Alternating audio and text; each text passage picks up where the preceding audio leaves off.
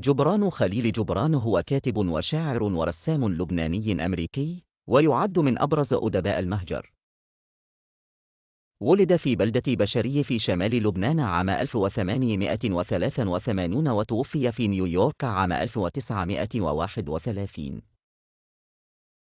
وهو معروف بشكل خاص بكتابه النبي، الذي ترجم إلى العديد من اللغات ولا يزال يقرأ على نطاق واسع في جميع أنحاء العالم. سيرته: الولادة والنشأة: ولد جبران خليل جبران لعائلة مسيحية مارونية في قرية بشري اللبنانية.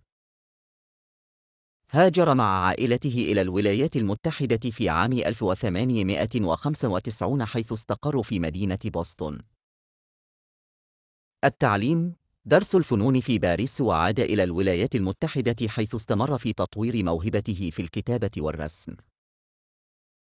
أبرز أعماله: النبي صدر عام 1923 ويعتبر أشهر أعماله، وهو عبارة عن مجموعة من 26 قصيدة نثرية فلسفية تعالج مواضيع حياتية مثل الحب، الحرية، الزواج، والدين.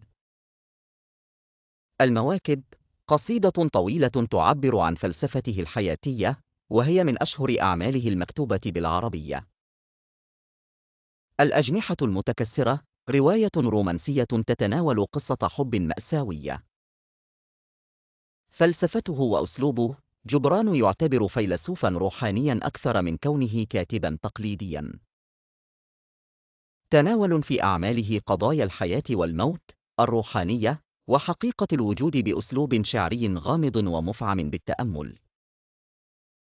كما اشتهر بقدرته على المزج بين التراث الشرقي والغربي في كتاباته. إرثه: لا يزال جبران حتى اليوم شخصية أدبية مؤثرة، حيث ترك بصمة عميقة في الأدب العالمي، وتأثيره واضح في العديد من الثقافات.